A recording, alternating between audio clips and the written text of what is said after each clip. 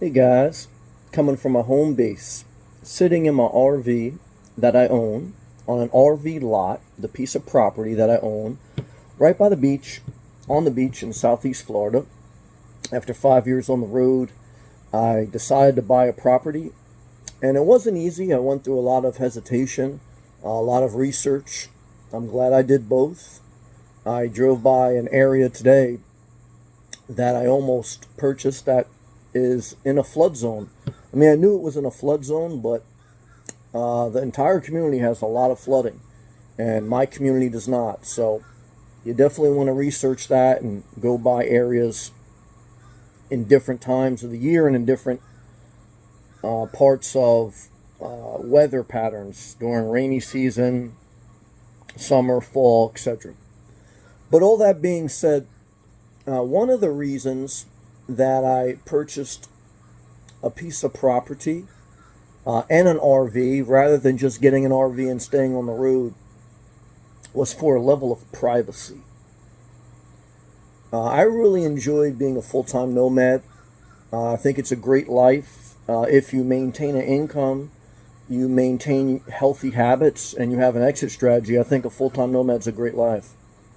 Like any life, if you don't approach it responsibly, if you don't have an income, if you don't have if you don't have a plan, then anything is a little bit harder. Okay, and you always got to leave room for grace because things can happen. But I'm saying all that to say, for my 5 years on the road, over time, being in the public, going to the gym, going to Starbucks, going to public parks, it wore me out.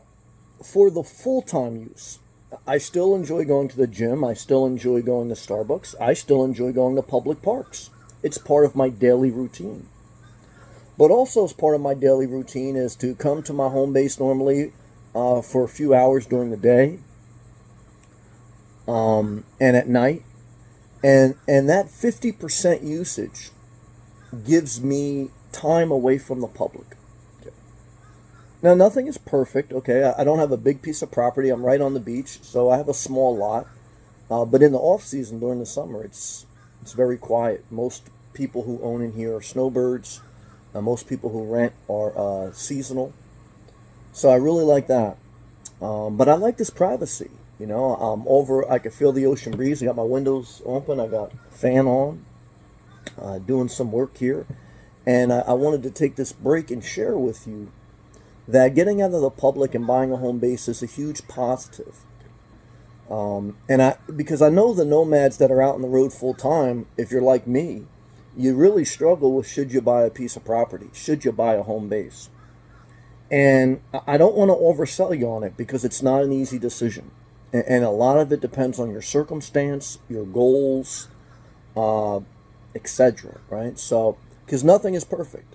I bought a home base not because I thought this would complete me or make my life perfect, but because I thought it would be a good balance.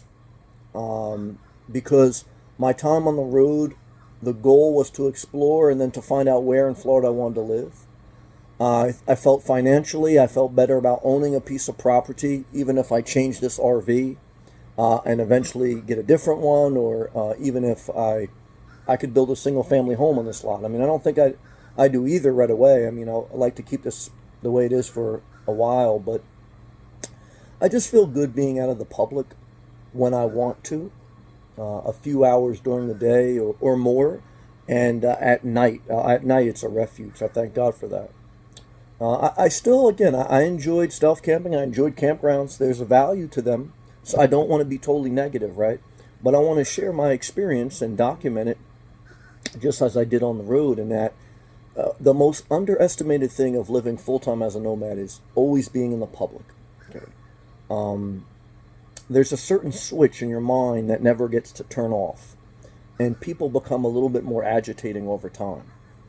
Now, a home base, if you don't get out enough and if you don't let it be balanced to your life, if you become a homebody, which I was at one point in my life, then it could become a prison. Now, again, I bought a home base on the beach, so if your prison's on the beach, not too bad. But even that, I don't let it be. I still get out again, Starbucks, the gym. I still enjoy to go to public parks and be around, but I like to be able to turn off the public. like a level of a refuge, sanctuary. I think it's value. I think it's value in the land and owning the land. If you're going to buy a home base, don't just lease land. I think there's value in location. Don't just buy a flood zone. In all areas, I want to be honest with you, in South Florida, there's a flood risk, right? So, but that's why I got an RV lot too, because home insurance is a beast in South Florida. It's very high. And RV insurance is pretty much regular. And if, God forbid, worst case scenario, the RV disappears, again, for me, I'm probably always going to be in an RV. I probably will never build a house. But I like that my lot allows single family homes to be built on it if I ever sell it for a potential buyer for capital appreciation. But that's what I feel right now, using this as a balance. And I've only been in this property for over a month. I've certainly asked myself, was this the right decision? There's some days I was like, I don't know. But I've never really felt a major buyer's remorse, especially as I look at my other options. Nothing's perfect. I want to be honest with you. I don't want to act like this is perfect. I feel it's the best decision at this point for me. I could certainly sell if it isn't. Certainly anything can happen, so I don't want to oversell you. But I want to share with you. I hear the birds making noise outside my window. I'm looking at palm trees. I'm in my own enclosure. I like being in Starbucks. I like being in the public. I still do. But I also like the option to turn off the public. I like the option to have a place that I know I can park every night without being bothered. Okay. And that's the value, the balance, the sanctuary. Again, you pay a price. A home base is going to cost you. Okay. But it all depends on where you buy and what you want.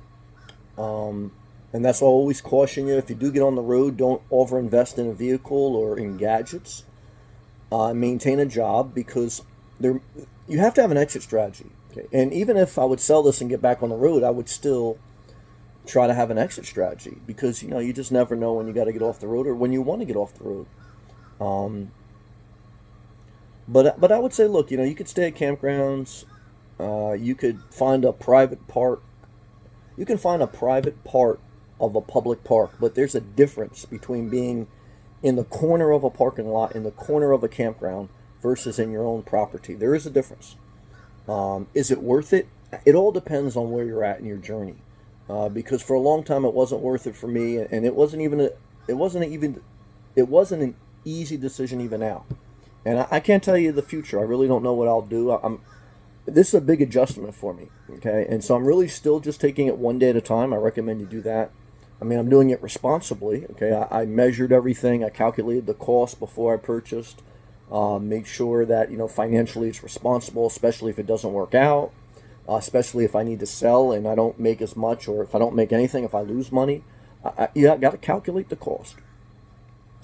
But I want to share with you my journey in this part of it, because it's important I do. And so that's one thing I wanted to communicate, though, is just being being able to turn off the public has a value. Okay, how much value does it have? It's up to you. So good luck on your travels. I don't discourage people to hit the road if they do it responsibly, with a solid income, with a solid plan. And you got to be conscious of your age, not because you can't do it even if you're old, but what's your exit strategy? Now, again, do whatever you want. These are my opinions. I just want to share them with you. I want everyone to do whatever they want. I don't want to bother people. But hopefully my videos help. If they do, click the thumbs up. You want to have unlimited access to all my live feeds, click that blue join button. You want to give this video super thanks, click that super thanks. Leave a comment below, share the video, and show up. If you show up, something good usually happens. If you don't show up, something bad usually happens, because you end up unproductive, unhappy with yourself, and under economic pressure. You have to build a habit of showing up. Thank you again for watching. See you next video.